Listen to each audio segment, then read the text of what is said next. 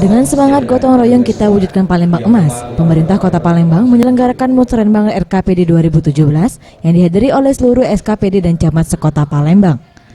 Menurut Harnojoyo, Wali Kota Palembang mengatakan, Pemkot Palembang di tahun 2018 akan fokus untuk memperbaiki fasilitas pendidikan dan kesehatan.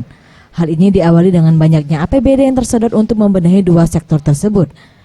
Setidaknya anggaran 1,2 triliun disiapkan untuk membenahi pendidikan di Kota Palembang. Kemudian sektor perairan sungai akan kembali dihidupkan dengan membersihkan anak sungai Musi sehingga dapat menjadi tempat wisata baru. Salah satunya Sungai Sekana yang saat ini telah kembali dihidupkan kembali menjadi pasar apung. Kemudian pendidikan yang menjadi kesehatan. Kalau pendidikan seperti kita lakukan saat ini yang tahun ini. Ya, sesuai dengan undang-undang anggaran 20%. Kita menganggarkan 3%. Kesehatan.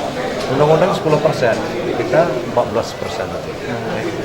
Jadi yang prioritas ya tetap menjadi komitmen kita. Begitu juga infrastruktur. Itu juga akan melebihi dari target kita tentukan.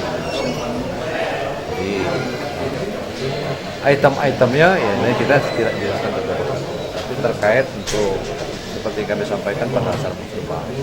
Ada satu hal yang tentu menjadi prioritas yang akan menjawab semua masalah yang terjadi, bahwa kita harus kembalikan fungsi sungai, anak sungai yang ada di Kota Palembang.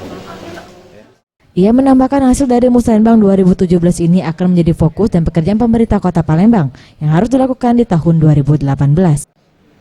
Sinkronisasi program dan kegiatan antara pemerintah dan stakeholder, sekaligus menyepakati kegiatan pembangunan yang akan dilaksanakan pada tahun 2018. Pradosa Satria, Sriwijaya TV.